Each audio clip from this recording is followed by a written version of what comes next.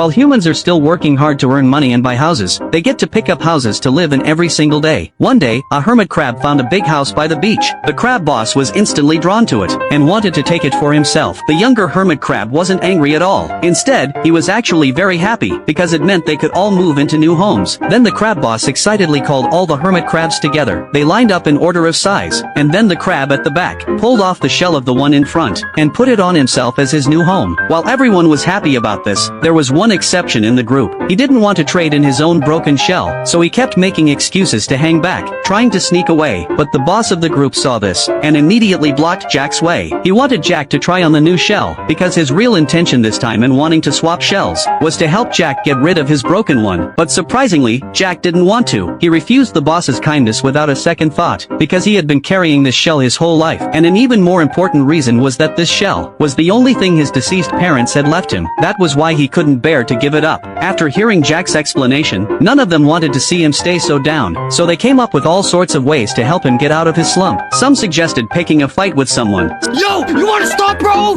You wanna start? Some suggested finding a girlfriend. How's it going, Denise? Drop dead.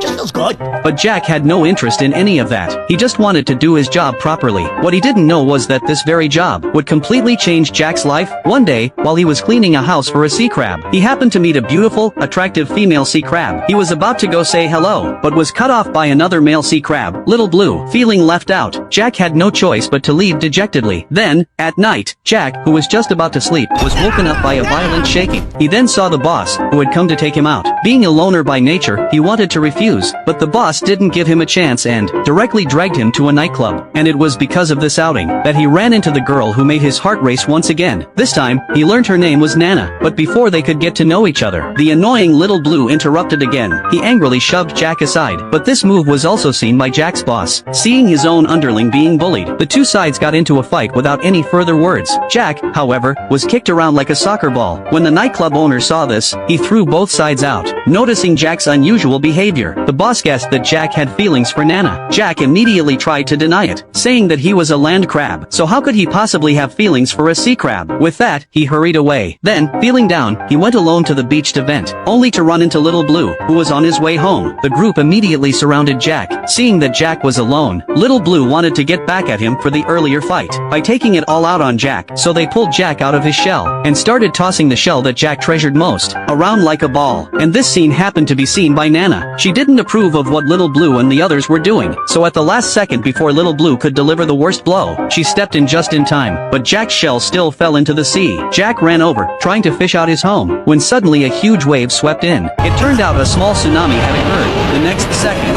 all the crabs were completely submerged in the sea.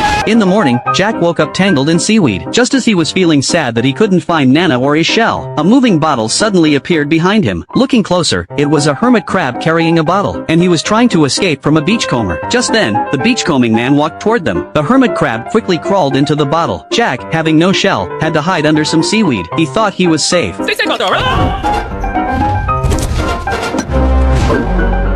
But Jack got so scared he ran for it.